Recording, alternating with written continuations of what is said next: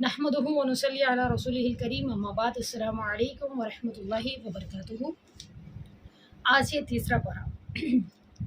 तीसरे पारे में दो हिस्से हैं, मुकम्मल कितने, 2 पार्ट्स।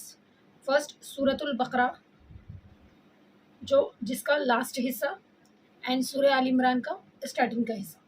ठीक है, चलिए देखते हैं हम। सूरतुल बकरा में अल्लाह ताला ने 3 बातों का जिक्र किया है लास्ट हिस्से में। कितनी बातों का? 3। फर्स्ट है 2 बड़ी आयतें, दूसरा 2 नबियों का जिक्र, तीसरा सदका और सूद।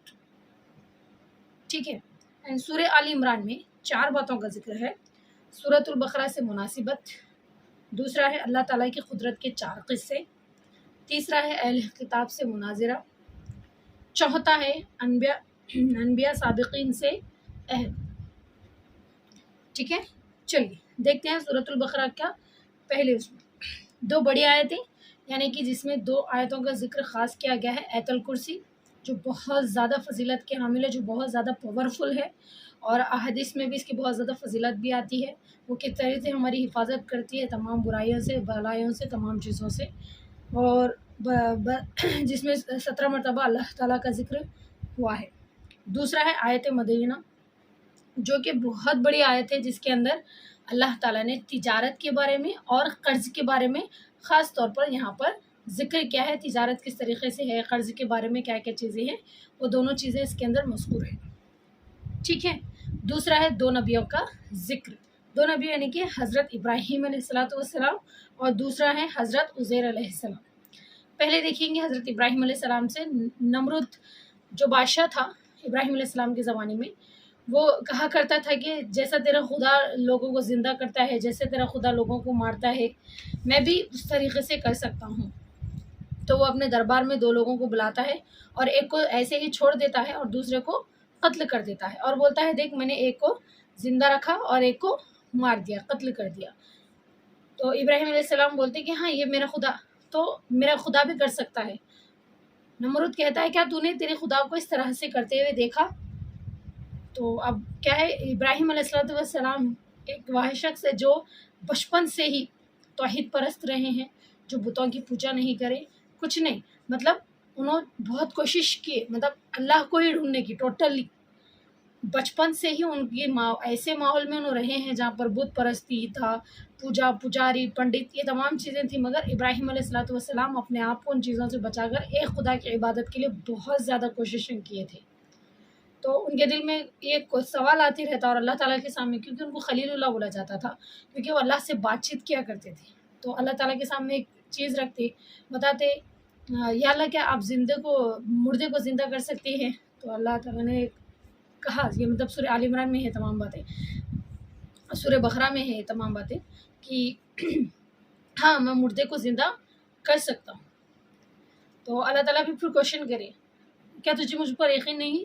तो उन्होंने बोलते नहीं, मुझे यकीन है, मगर मेरे दिल के इत्मीनान के लिए मैं आपसे पूछ रहा हूँ, क्या आप कर सकते? तो अल्लाह ताला ने कहा कि 4 जानवरों को लाओ और उनको टुकड़े टुकड़े कर दो, और हर जो है सो पहाड़ों की हर एक गुफा में, मतलब पहाड़ों के पास तुम रख दो, और फिर वापस से अपनी जगह पर आओ, और उन जानवरों का आवाज़ वो वापस से फिर तुम्हारे पास आ जाएंगे।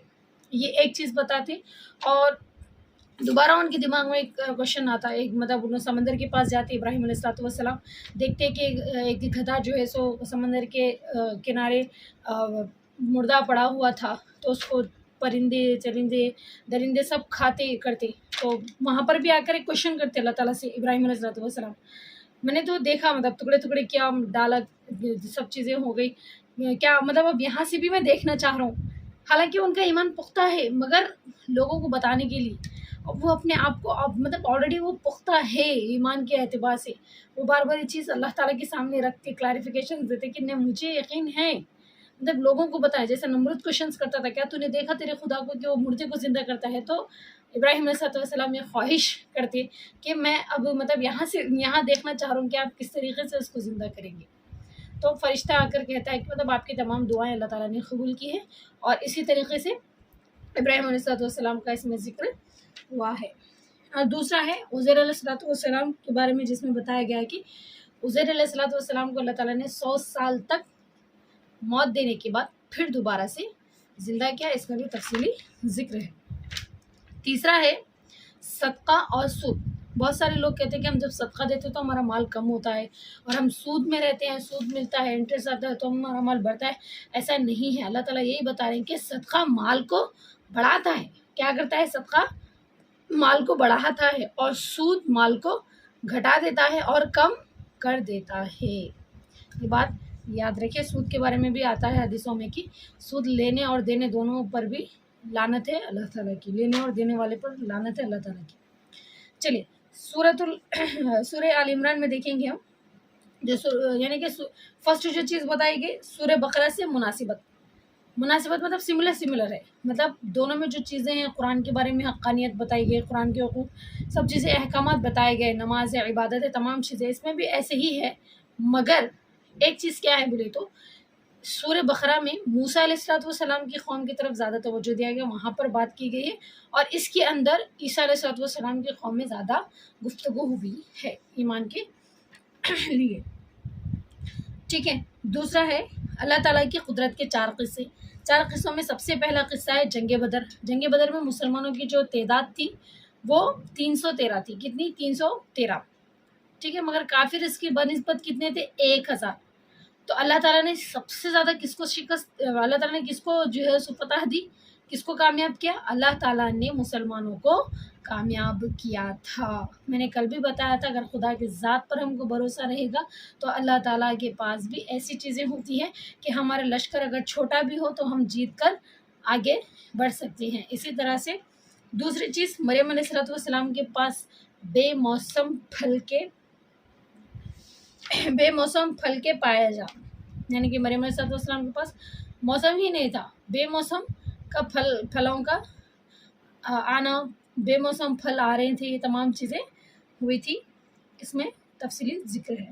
حضرت زکریا علیہ السلام کو بڑھاپے میں اولاد کا دینا، اس میں بھی اس کا خاص ذکر کیا گیا، اور حضرت عیسیٰ علیہ السلام کو بغیر باپ کے پیدا کرنا، اس میں بھی خاص اس کا ذکر کیا گیا ہے۔ یہ کس کے کہنے پر کیا گیا؟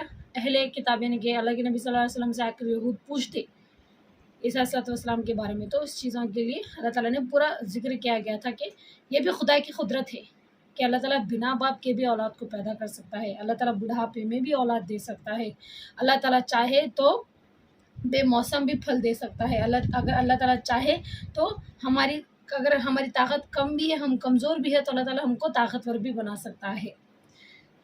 تیسری چیز اس میں جو بات ہوئی ہے، یعنی کہ اہل کتاب سے مناظرہ، اللہ کے نبی صلی اللہ علیہ وسلم کو یہی حکم دیا اللہ تعالیٰ، جو بھی لوگ آپ کے آ کے پوچھنے لگے عیسیٰ کے بارے میں، ابراہیم کے بارے میں، تمام کے بارے میں، آپ ان کو بتا دیجیے، سب چیزیں کھلی دلیل بتا دیجیے، توریت کے بارے میں، انجیل کے بارے میں، سب چیزیں آپ بتا دیجیے اس کے اندر۔ جو تیسری چیز اس میں مناظرہ جو بتایا گیا، ان کے سامنے سب کھلی کتاب رکھ دیجیے، توریت، انجیل، تمام چیزیں، عیسیٰ، موسیٰ، جو بھی نبی کے بارے میں وہ لوگ پوچھتے ہیں ان کو آپ کھلی سے بتا دیجیے۔ اگر پھر اللہ کے نبی صلی اللہ علیہ وسلم بھی کیا کریں، یہود کو بولنے لگے کہ آپ بھی آپ کے گھر والوں کو لا کر یہاں پر بٹھائیے، میں بھی میرے پورے گھر اہل و عیال کو لا کر بٹھاؤں گا، اور خوش و خضوع کے ساتھ جو بھی ہے ہم لوگ بات کریں گے۔ اگر کوئی جھوٹ بولے گا تو جھوٹوں پر اللہ کی لعنت ہے، یہ اللہ کے رسول صلی اللہ علیہ وسلم نے اہل کتاب سے کہا تھا۔ تو وہ لوگ ایک دم وہ ہو گئے تھے، مطلب وہ نہیں کرنے کو، مطلب ایگری نہیں ہو رہے تھے اس چیز کے لیے۔ تو اللہ کے رسول صلی اللہ علیہ وسلم نے لاسٹ میں کیا کیا؟ پیغام دیا، کس چیز کا؟ لا الہ الا اللہ، کہ اللہ کے علاوہ کوئی بھی عبادت کے لائق نہیں ہے، یہ چیز کو ایگری کرنے کے لیے اللہ کے نبی صلی اللہ علیہ وسلم نے اپنی بات رکھی۔ اللہ تعالیٰ بھی یہاں پر وہی کہتا ہے، جب کوئی انسان کو کوئی چیز ہم بتاتے، چاہے وہ حق کے لیے بتاؤ، فرض چیز کے لیے بتاؤ، حق چیز کے لیے بتاؤ، تو زیادہ بحث مباحثوں میں نہیں پڑنا ہے، اگر وہ مانتا ہے تو ٹھیک، اس بات ہے کچھ نہیں، کیونکہ اللہ کے نبی کو بھی یہی بتایا گیا تھا کہ صرف آپ کے ذمے کیا ہے؟ بتانا آپ کے ذمے، ہدایت دینا نہیں دینا وہ ہمارا کام ہے۔ چوتھی چیز ہے انبیاء سابقین سے عہد، یعنی کہ عہد مطلب وعدہ، مطلب جو بھی جیسے کہ جو بھی نبی گزرے ان پر ایمان رکھنا ہمارے لیے ضروری ہے، جیسے کہ ہم آدم علیہ السلام کو ہمارے والد مانتے، اپنے باپ مانتے، اور اسی طرح ابراہیم علیہ السلام کو خلیل اللہ مانتے، مطلب بہت جو بھی نبی گزرے، عیسیٰ علیہ السلام ہے، عزیر علیہ السلام ہے، یا پھر داؤد علیہ السلام، موسیٰ علیہ السلام، سلیمان علیہ السلام، ہمارا اس پر پختہ ارادہ، مطلب پختہ ایمان رہنا کہ ہاں وہ نبی تھے، اور اب جو نبی ہے وہ آپ صلی اللہ علیہ وسلم ہے، اللہ کے نبی کے بعد کوئی نبی نہیں آ سکتا، یہ خاتم النبیین ہے جن کو بتا دیا گیا، قرآن مجید میں ذکر کر دیا گیا محمد صلی اللہ علیہ وسلم کے بعد کوئی نبی نہیں آئے گا۔ اگر کوئی اپنے آپ کو نبی کا دعویٰ کرتا ہے، اپنے آپ کو نبی بولتا ہے تو وہ کافر ہے، ٹھیک ہے۔ تو یہ چیز کے بارے میں بتایا گیا ہے کہ جو امتیں گزر چکی ہے ان پر بھی مطلب جو بھی تھے ان کے ساتھ رسول نبی، ان لوگ کے بارے میں بھی ہم کو ایمان رکھنا چاہیے، اور جو اب نبی ہمارے رہ چکے ہیں آپ صلی اللہ علیہ وسلم، ان پر بھی ہمارا ایمان رہنا چاہیے، اور اللہ کے نبی کے بعد کوئی نبی آنے والا نہیں ہے۔ تمام جو بھی آ کر کہے گا میں نبی ہوں وہ سراسر کافر ہوگا۔ امید کرتی ہوں کہ آپ کو اس ویڈیو میں بھی بہت زیادہ فائدہ ہوا ہوگا۔ ہاں، آج کی ویڈیو تھوڑی سی بڑی ہو گئی کیونکہ اس میں 2 پارٹس تھے، جس کی وجہ سے تھوڑا لانگ ہو گیا، اور تھوڑا ٹائم کی قلت کی وجہ سے تھوڑا ٹائم نہیں مل سکا گھر کی مصروفیات کی وجہ سے، تو میں اس لیے اپلوڈ بھی تھوڑا لیٹ کر رہی ہوں۔ کوشش کر رہی ہوں کہ تراویح سے پہلے پھر تراویح کے فوراً بعد ڈالوں، بٹ ایسا بھی نہیں ہو رہا، فجر کی نماز کے بعد بھی ایسا نہیں ہو رہا، گھر کی تھوڑی بہت مصروفیات میں تھوڑا بیزی چل جا رہا شیڈول، تو اس لیے میں نہیں ڈال سک رہا ہوں۔ آپ لوگوں سے معذرت چاہتی ہوں۔ میں انشاءاللہ کوشش کروں گی کہ جتنا بھی جلدی ہو سکے میں ڈالنے کی کوشش کروں گی۔ وما علینا الا البلاغ المبین۔ السلام علیکم ورحمۃ اللہ وبرکاتہ۔